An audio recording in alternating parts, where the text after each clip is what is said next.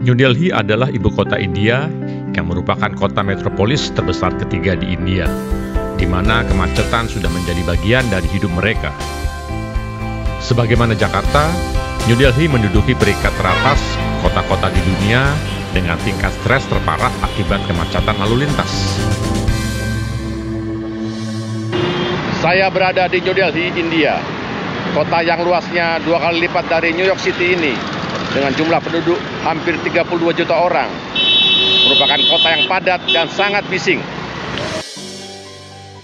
Walau berkesan kusut, namun New Delhi adalah kota yang mudah dijelajahi karena jalan-jalannya dirancang dengan cermat sebelum pembangunan gedung-gedung dimulai tahun 1903. Salah satu contohnya adalah Connaught Place, yang merupakan salah satu pusat perbelanjaan, komersial, dan bisnis terkemuka di New Delhi.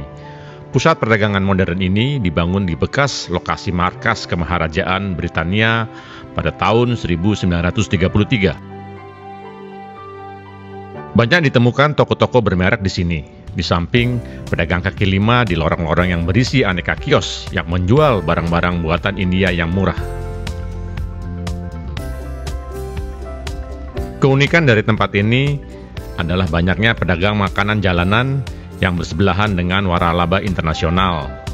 Ciri khas orang India sama seperti orang Indonesia yang suka jajan makanan di pinggir jalan.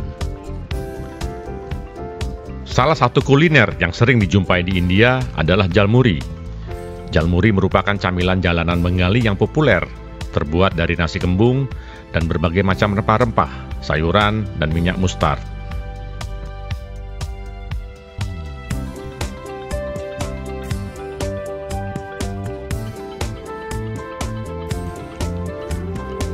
Salah satu persoalan India adalah problem polusi udara. Selama di New Delhi, saya hampir tak pernah melihat langit yang bersih, semacam tertutup kabut asap. India memiliki polusi udara terburuk di dunia. Sebanyak 22 dari 30 kota paling tercemar di dunia ada di India, termasuk di New Delhi. Polusi di India disebabkan banyak hal, mulai dari pembakaran ladang. Sebuah kebiasaan yang sering dilakukan petani-petani dengan membakar jerami atau cara cepat membuka ladang. Emisi kendaraan, industri, debu, dan pola cuaca menjadikan New Delhi jadi kota paling tercemar di dunia. Tahun lalu, New Delhi mencatat konsentrasi udara 14 kali dari batas aman yang diakui oleh Organisasi Kesehatan Dunia WHO. Salah satu penyumbang kabut asap adalah kembang api selama perayaan Diwali yang memperburuk kualitas udara. Meski ada larangan dari pemerintah untuk meledakkan petasan atau menyalakan kembang api, namun banyak warga yang tak mempedulikan.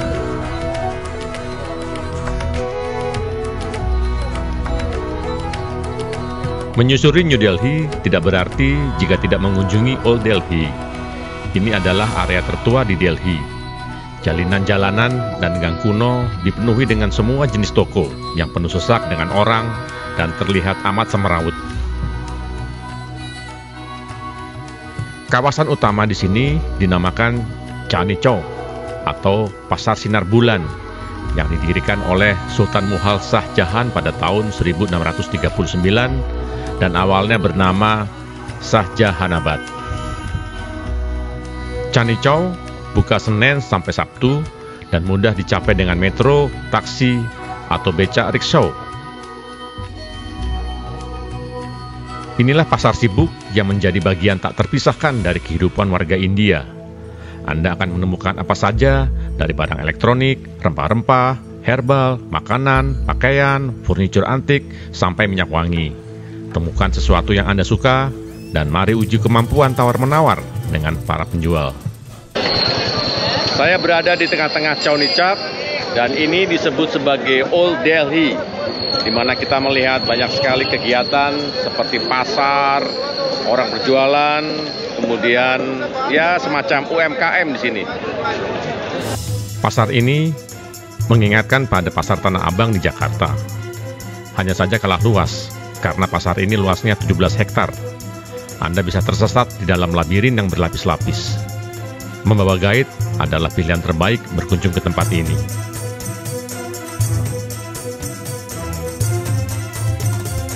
Kita bisa menggabungkan kunjungan ke Old Delhi dengan kunjungan ke Masjid Jama.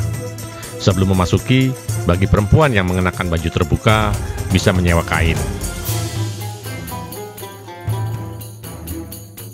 Masjid ini merupakan ambisi besar dari Kesultanan Mughal untuk menunjukkan kebesaran Islam di India yang tak kalah dengan Kesultanan Ottoman di Turki dan dinasti Safawiyah di Persia.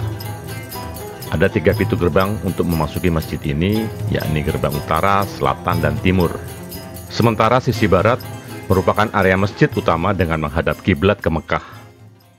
Dan di sini ada sebuah masjid yang cukup megah, di mana kita lihat banyak sekali masyarakat yang datang untuk berkunjung, untuk beribadah, dan sekaligus bermunajat kepada Allah SWT. Pembangunan masjid dimulai pada abad 17 di bawah kekuasaan Shah Jahan, yang juga memerintahkan pendirian Taj Mahal. Masjid ini disebut Jama Masjid, dibangun oleh Sultan Mughal dari tahun 1650 sampai 1656. The Mughals had come from an area where mosaic and beautiful intricate design tiles were used in Central Asia. Well, that technique was not known to Indians then, and they had no other alternative than to use colored stone, which was abundantly found all around India. And Shah Jahan exploited that perfectly.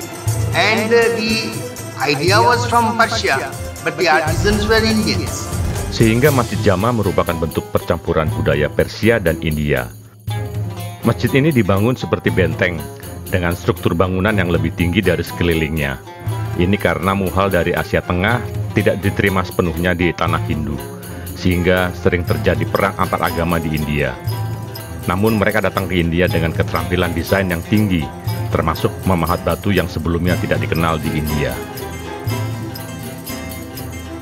Kubah marmer putih, sebagaimana juga dipakai di Taj Mahal, juga merupakan ciri khas dari Masjid Jama.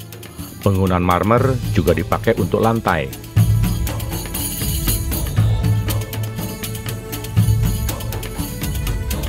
Dikenal sebagai masjid besar Old Delhi oleh masyarakat setempat. Masjid ini mampu menampung 20.000 orang. Kita lihat banyak masyarakat yang berkunjung. Tidak hanya para peziarah, tapi juga wisatawan lokal yang menikmati pemandangan masjid yang indah ini. India memiliki berbagai macam budaya, etnik, bahasa, agama yang membuat bangsa India terus bergulat dengan keragamannya. Pengalaman menjelajahi New Delhi memang mengesankan. Kita bisa melihat peradaban bangsa-bangsa lain di dunia, sehingga memberikan kita pemahaman agar semakin bisa menghargai perbedaan.